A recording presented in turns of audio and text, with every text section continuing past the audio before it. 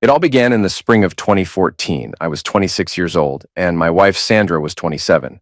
We had been together for 5 years, married for 2. We met in college. She was studying accounting, and I was studying mechanical engineering. Our first encounter was at a fraternity party hosted by a mutual friend, and we bonded over cheap sangria and some truly awful dance music. From that first conversation, we discovered an undeniable chemistry. Sandra was gorgeous in a sleek, elegant way. Long, dark hair always pulled back in a flawless ponytail. Intense eyes that looked like they were seeing right through you, and an air of confidence that made everyone in her orbit take notice. She had a manner of speaking that was firm yet refined. You always felt like you had to impress her. It drew me in like a moth to a flame. Meanwhile, I was tall, brash, and determined to succeed. People told me I looked older than I was, thanks to the intensity always etched on my face. Although we had our differences, we quickly became inseparable. Within a year, we decided to marry. I thought of Sandra as the perfect partner, intelligent, assured, and someone who'd challenge me to be better. She wanted a comfortable life, and I convinced her I could provide that, no matter what. But marriage isn't just about two people. It's about merging two families. Sandra's mother, Isabella, never hesitated to remind us of that. From the moment I met her, she wore disapproval like a badge of honor. She acted as if I were some stray cat that her daughter had recklessly dragged in from the street. Although I tried my best to impress her at every turn, bringing flowers, offering to help around the house, Isabella had no interest in warming up to me. I recall the first dinner we ever had together. Isabella gave me this icy stare across the table, then turned to Sandra and said, "My dear, you deserve someone far more refined." In one single sentence, she dismissed me, and in a weird way, that was her real introduction to me. She believed I lacked the sophistication and poise that an accounting major with a prosperous future ought to marry. Yet, in spite of her disapproval, I married Sandra. It felt like a personal victory, and I relished that. My father-in-law, Marco, was always overshadowed by Isabella's domineering presence. Whenever I tried to talk to him, he'd mumble pleasantries, but it felt half-hearted. I suspect he never dared to cross his wife's formidable line of fire, so he simply nodded and stuck to small talk about the weather or the garden. Sandra also had an older sister, Serena, who was married to Arnold.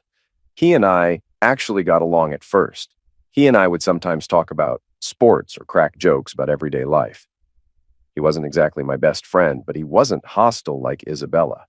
Serena seemed gentler than Sandra. She came across as a bit fragile, and it was well known in the family that she had been struggling with infertility for several years. Initially, Sandra and I planned to forego children for a while. We wanted to travel the world, pay off our mortgage, and build thriving careers. "We have plenty of time for babies," Sandra used to say, flipping her hair with that signature arrogance. "There are more important things to focus on first." Whenever she said that, I'd nod, reaffirming that I supported her. But part of me also liked the arrangement because I had my own ambitions. I wanted to climb the ranks at the engineering firm, make a name for myself, and then consider settling down with children.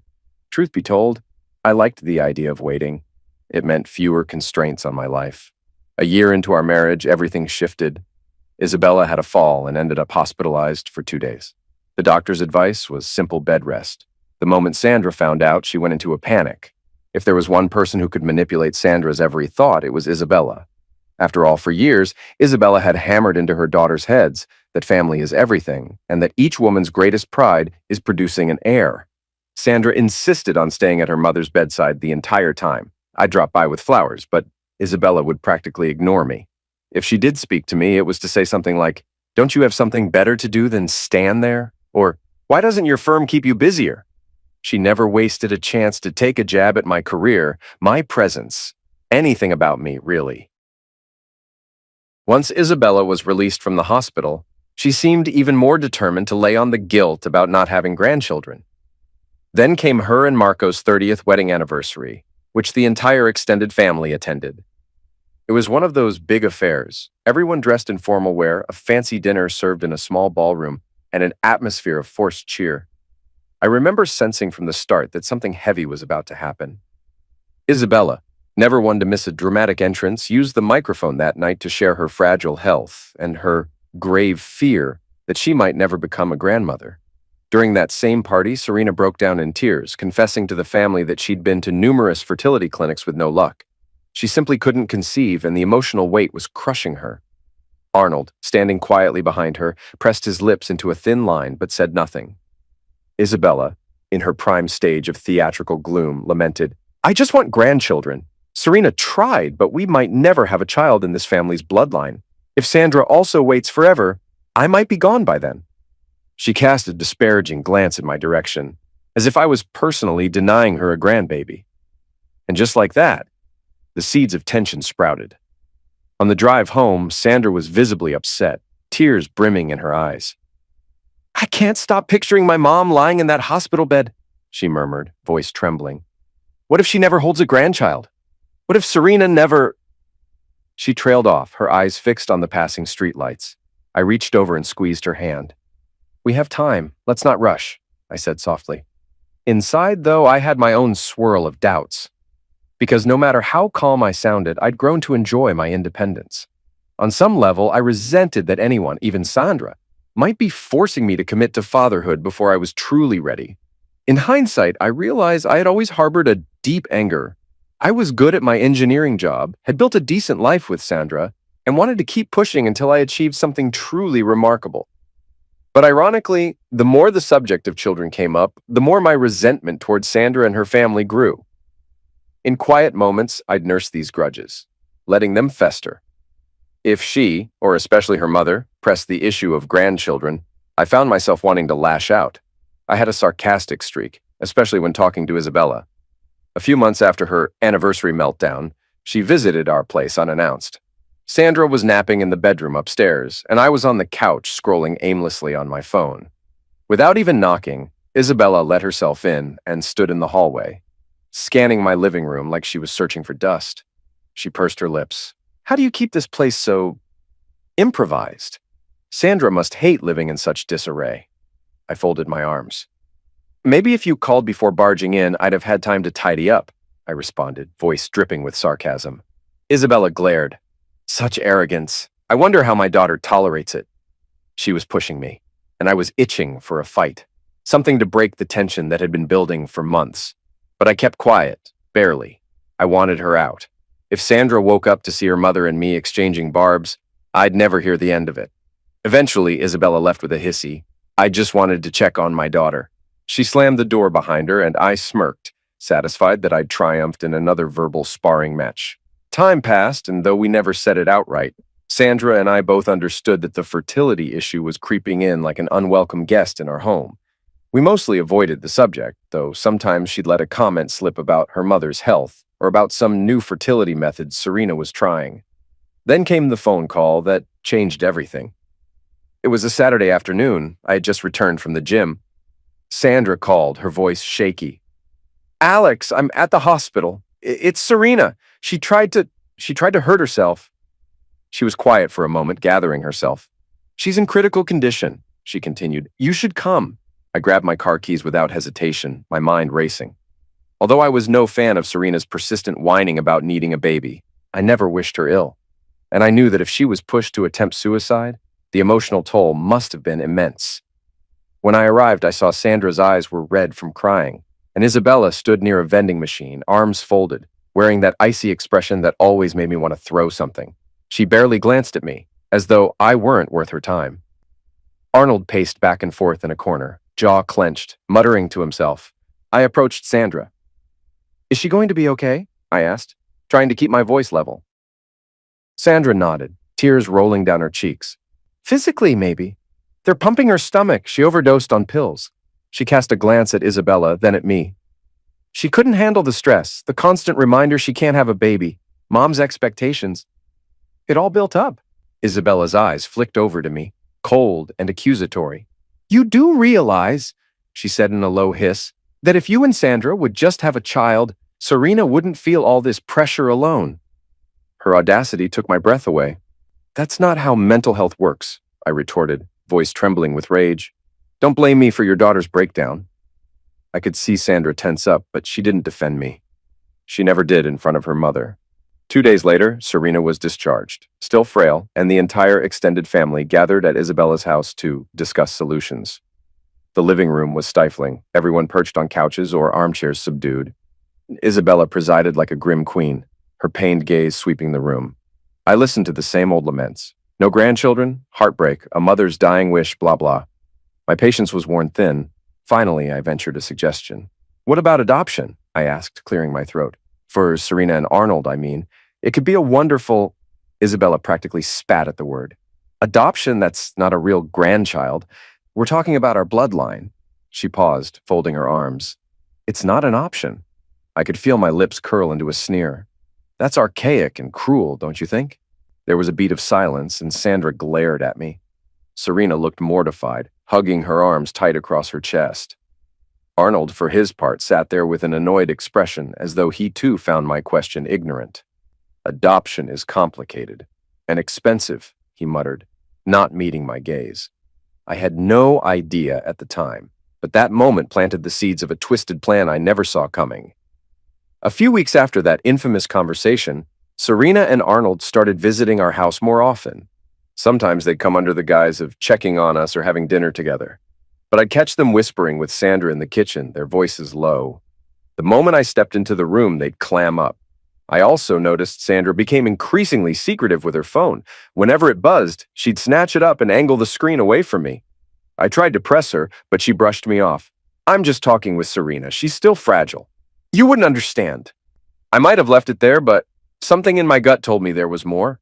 My frustrations with Sandra were growing. She was always so arrogant, dismissing me whenever I questioned her. I had to admit, I'd started lashing out, often with petty insults or belittling her intelligence. Maybe if you used that fancy accounting degree to see what a fool you're being, you'd see the big picture, I'd spat once after she'd refused to discuss her secret texts. Things reached a boiling point on July 5th. I pulled into our driveway and saw a cluster of cars. Isabella's, Serena's, Arnold's, and a few others. My heart pounded, a sense of foreboding twisting in my stomach. Stepping inside, I discovered them assembled in our living room, wearing somber expressions. Immediately, Isabella turned her frosty gaze on me. Sandra nodded to a seat. Alex, sit. I sat slowly, forcing my face to remain neutral.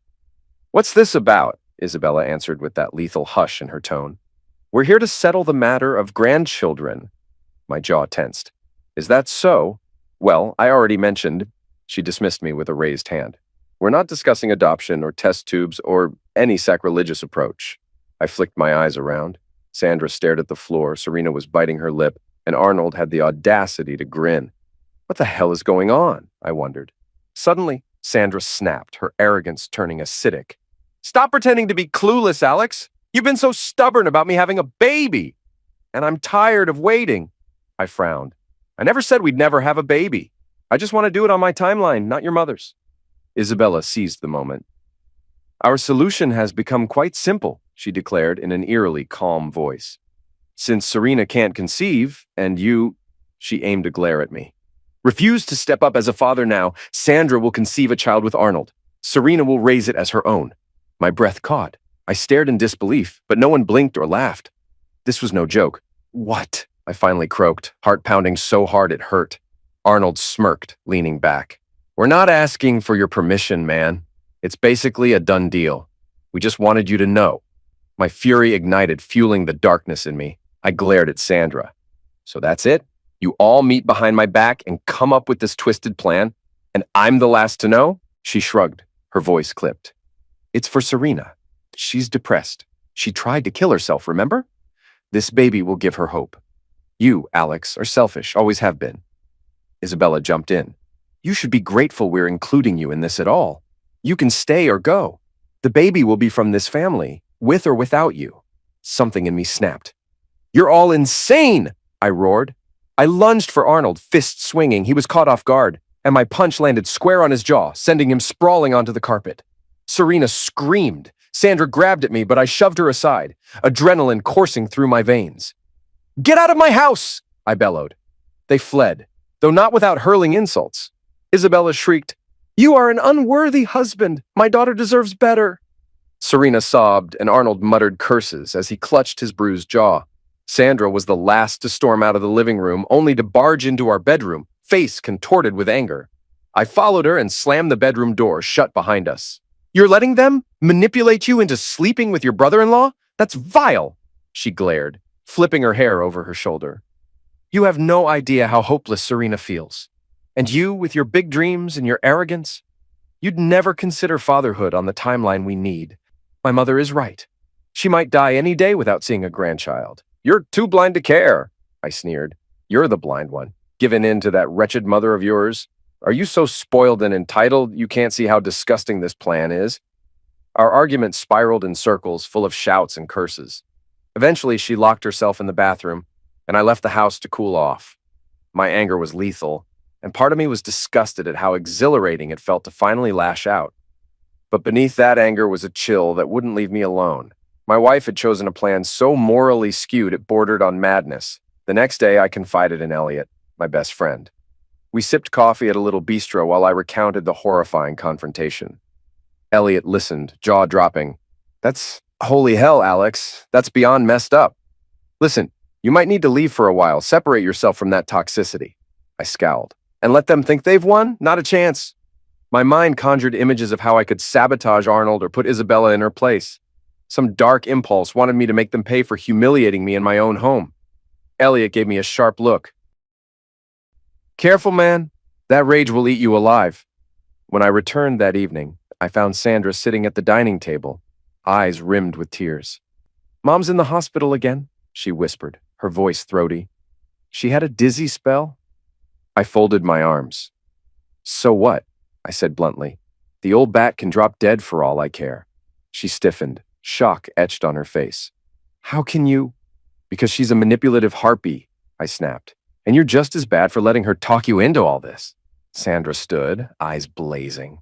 Don't you dare talk about my mother like that. She's the only one who truly loves me.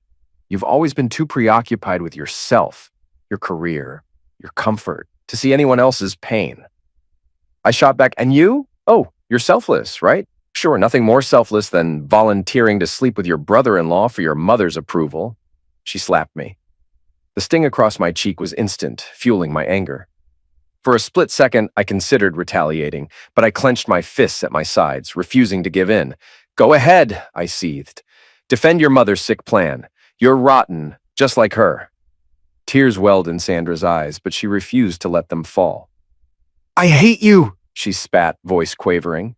Then she brushed past me, grabbed her handbag, and walked out the door. For a few days, we practically lived separate lives under the same roof, barely speaking. When we did cross paths, it was barbed remarks and furious glares. Then, in a move that caught me off guard, Sandra apologized. She came home one evening, knocked on my study door, and entered hesitantly. I shouldn't have slapped you, she said, not meeting my gaze. And I'm sorry for the things I said. I leaned back in my office chair, arms folded. Why the change of heart? She sighed, tears threatening again. Serena's on suicide watch. My mother's in the hospital, and she's still scolding me about not being pregnant. The entire family is counting on me to fix everything. She shook her head. I feel trapped, but I can't betray them. They're my family. I studied her carefully. Her eyes were red and tired, but there was still that haughty tilt to her chin. You feel guilty, that's obvious, I replied. But do you regret what you almost did? This plan with Arnold? She swallowed. Mom insists it's the only way. I'm not sure. Cut the nonsense, Sandra, I said, my voice low. You're not a child. You can walk away, but you won't. Her lip trembled. Because if I walk away, who will help my sister? She's so fragile, Alex. This might kill her. I eyed her for a long moment, remembering those nightmares of not being enough for her, that fear that no matter what I did, I couldn't compete with her family's influence. Despite my rage and bitterness, a part of me still wanted to be recognized as good enough in her eyes. Why? I wasn't sure. Maybe some twisted sense of pride. Finally, I sighed. Fine. We'll discuss having a baby, our baby, on one condition. No more talk of Arnold impregnating you. That's off the table. She blinked in surprise. Seriously? You'd consider that? I shrugged, half wanting to show I had the power to decide. If it shuts your mother up and keeps you from that travesty with Arnold, yes. Sandra's face lit up with what almost looked like relief. But there was an entitlement in her eyes, too, as though she was owed this concession from me. And in my darkest corners, I realized part of me only offered it because I wanted to keep her under my control, away from giving her body to someone else. We sealed our fragile truce that night, sharing a bed for the first time in days. Our intimacy felt charged by desperation rather than genuine affection. Still, we pretended to be moving forward. Over the next 6 months, I gave Sandra anything she wanted. If she yearned for a new couch, I placed an order. When she mentioned wanting a spa day, I booked her a weekend retreat at a fancy resort. She soaked up the attention, growing more smug each time I handed her a new gift. "This is exactly what I needed," she'd say, leaning in to give me a perfunctory kiss on the cheek. I, for my part, enjoyed the sense of power it gave me. Yes, I was the one bending over backwards, but I took a kind of malevolent satisfaction in the knowledge that her happiness, and her mother's and sisters', hinged on my generosity. I dangled the possibility of fatherhood in front of them like a carrot, letting them think I was almost ready, all the while fueling my sense of superiority. Isabella, recovering from her hospital stay, was uncharacteristically quiet in the background during those months. The few times we crossed paths, she'd merely scowl. She seemed furious that I'd effectively shut down her plan for Arnold to impregnate Sandra, but she was cunning enough to play the waiting game. Serena, too, had apparently improved. She stopped showing up at my house with tears in her eyes. Instead, she kept to herself, presumably focusing on therapy or medication. One evening, after Sandra had spent a luxurious day shopping, she came home glowing. "I've found the perfect spot for a romantic trip," she exclaimed. "Let's go to Santorini or maybe the Maldives. I want to celebrate us, a new start." She waved a glossy travel magazine in my face. I smirked at the irony. "Didn't know you were a fan of beaches and sunsets. I thought you were more of a city girl." She tossed her hair. "I can adapt. Besides, once we conceive, we'll be busy. We deserve a getaway before we settle into real responsibilities." I recognized the loop we were in. She was bragging about our financial capacity, my money mostly, and reaffirming that our future child was on the horizon. Something about her casual assumption that I would fund everything while she got the spotlight made me want to laugh, but I didn't laugh. Instead, I decided to up the stakes, to show her I could still surprise her. I planned a grand gesture: plane tickets to Santorini for 2 weeks, a stay in a luxurious villa perched on the island's cliffs. It cost me a small fortune, but part of me wanted to see just how far her arrogance could go, how grateful or not she'd be. On February 20th, the day the tickets arrived, I hurried home to surprise her. The house was quiet when I walked in. I found a note on our bed in Sandra's delicate handwriting. I started reading, my heart pounding. "Alex, you see that nothing in our relationship changes, no matter how much we try. I love you, but I also love my family, and I cannot watch my sister suffer. My mother's health is precarious. They need me to provide an heir to our family's line, one that belongs to Serena and Arnold, since her body can't carry it. We've already tried to reason with you, but I realize you'll never truly agree. That's why I'm doing this on my own. I'm leaving for a month. Arnold, my parents, and I will be out of town. We won't tell you where, because you'd only interfere. I have to do this for Serena. Don't worry, this doesn't change us. I'll come back when I'm pregnant and we'll pretend nothing ever happened. The baby will be theirs to raise. This is my final decision. And I know you love me enough to understand it in time. Don't try to find me, Alex. I'm sorry." I stood there, reading the words over and over, a tremor building in my chest. My initial reaction was a sickening, sinking feeling of defeat. This was it. She chose them. She chose him. Arnold. I felt that dark rage, that relentless swirl of wrath surging inside me. Without thinking, I hurled the plane tickets across the room, letting them scatter on the floor. My entire plan, my attempt at controlling her with lavish gifts, was worthless. She wanted something else, to prove herself to her mother, to appease her sister, and to keep me on the back burner like a convenient ATM. I sank onto the edge of the bed, choking on my fury. The more I thought about it, the more my chest burned. They're all conspiring against me, I told myself. This was never about me at all. I'm just the means to an end, or maybe an obstacle to remove. For a full hour, I sat in silence, rereading the note, letting it imprint itself on my brain. Then, in a moment of clarity, I realized I had enough of being the puppet they dragged around. Yes, I was far from innocent. I was controlling, cruel in my words, and twisted in my own ways. But the gall of this betrayal dwarfed any wrongdoing I'd done. After 2 days spent wallowing in my own hatred, I decided I'd had enough.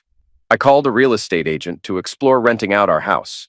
I sold off most of our electronics, furniture, even the car. I emptied our joint accounts, leaving only a few meager dollars behind. If Sandra wanted to come back after her twisted quest for pregnancy, she'd find a hollow shell of a home and zero access to my money. My friend Elliot was shocked when I revealed my plan to leave the country. "Dude, are you sure about this?" he asked, concern furrowing his brow.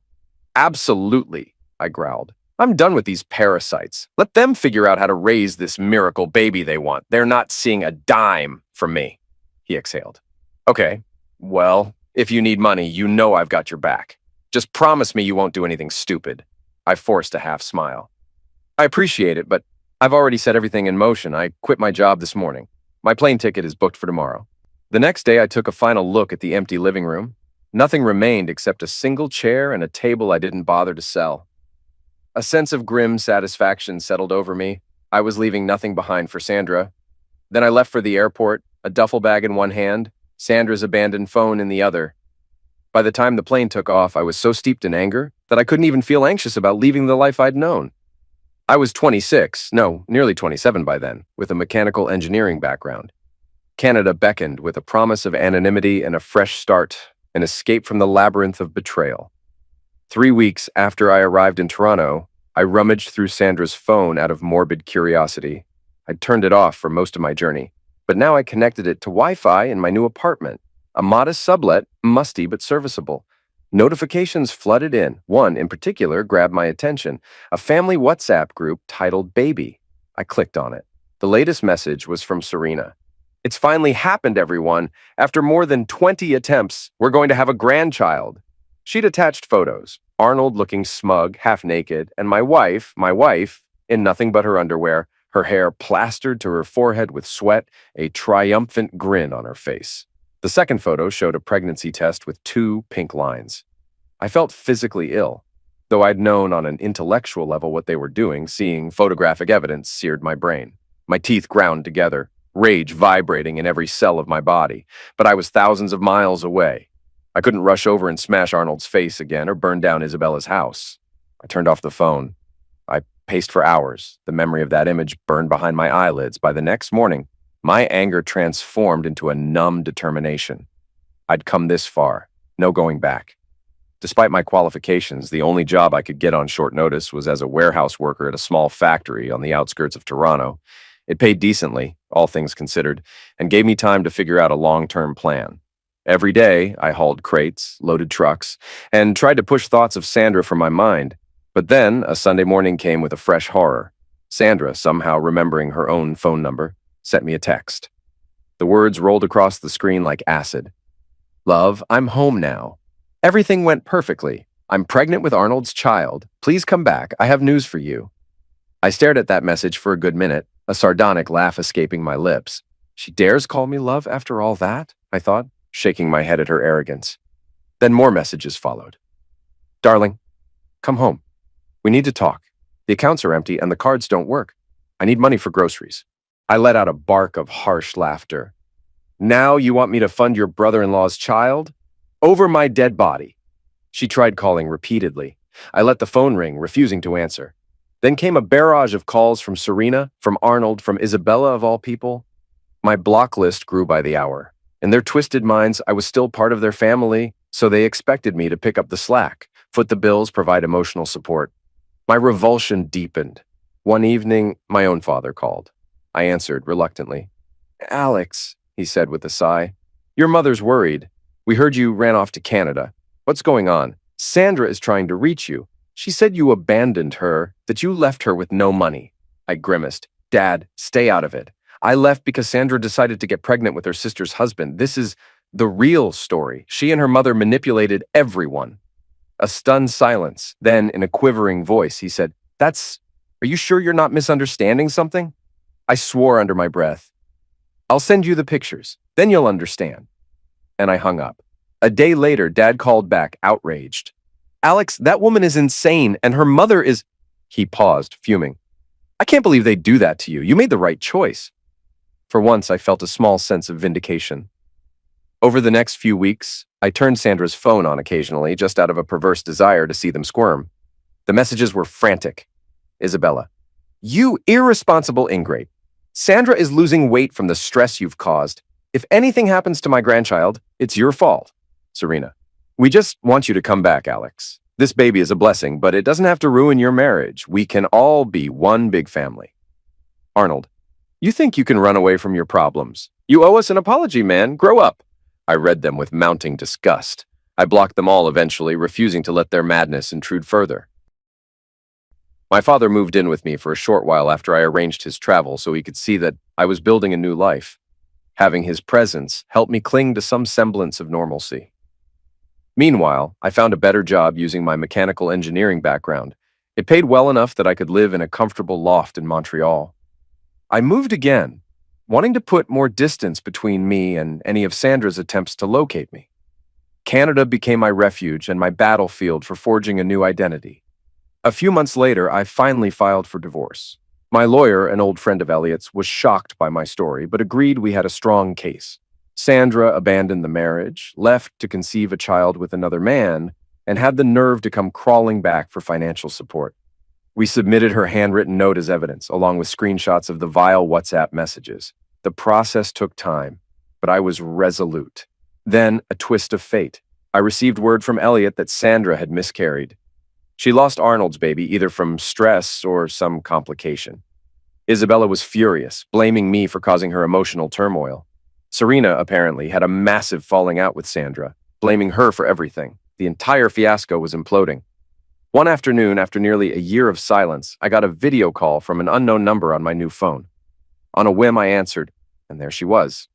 Sandra's face filled the screen, eyes sunken, complexion sallow. She looked older, as though a decade had passed. "Alex," she breathed, tears glimmering. "Please don't hang up." I said nothing, keeping my own camera off. She swallowed hard. "I lost the baby. The doctors, they had to remove my uterus. I can't ever conceive again." Her voice broke. "I've cut ties with my mother and with Arnold and Serena. None of it was worth it. I'm so sorry." A wave of conflicting emotions rushed through me. I felt no pity. If anything, I felt a bitter triumph. She lost everything, I thought. That's the cost of betraying me. I let the silence stretch before speaking in a low, measured tone. "Let's keep this brief. You made your choices, Sandra. You confused my love for blind obedience. You wanted to please that harpy mother of yours, and you expected me to nod along. Now you're reaping the consequences." Her tears started to fall. "I know," she choked out. "I made a terrible mistake. I was arrogant, I was cruel, and I let them control me. Can't we fix this? Could you ever—" I cut her off with a cold laugh. "Forgive you? No, I hope that vile mother of yours never sees any grandchildren.